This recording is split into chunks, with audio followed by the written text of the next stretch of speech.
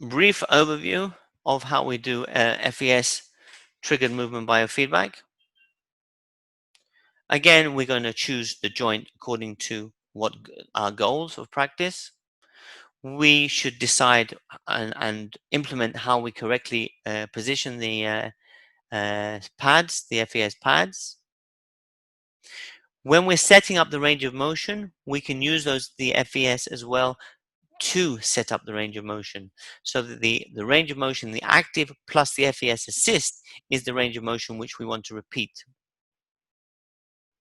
Now we can use the FES in certain tasks by triggering when we want to get to a target, or we can use it in a time mode if we have the ability to set in a time fashion where we want to have extension and where we want to have flexion to be. Again, knowing better which tasks we have will allow us to decide which ones we can use with the FES in a time trigger, or which ones we have to use by a separate trigger of the FES.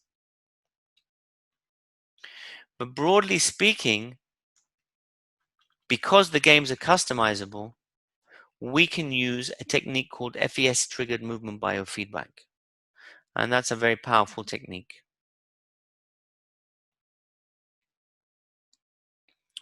So for instance, I've given you a summary here of the tasks that can be customized to FES trigger.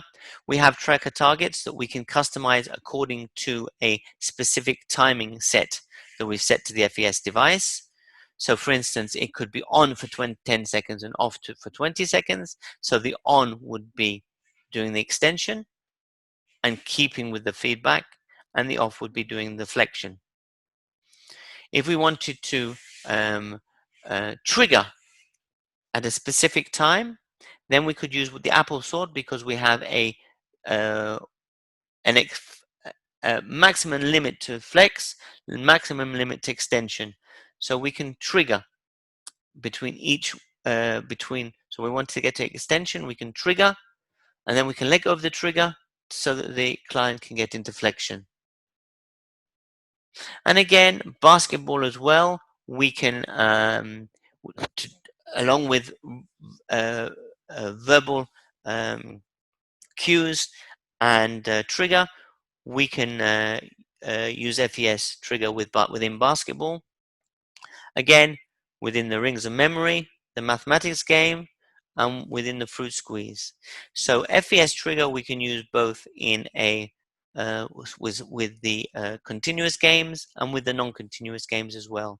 With the continuous games, we have to set up the timing to do with the time trigger.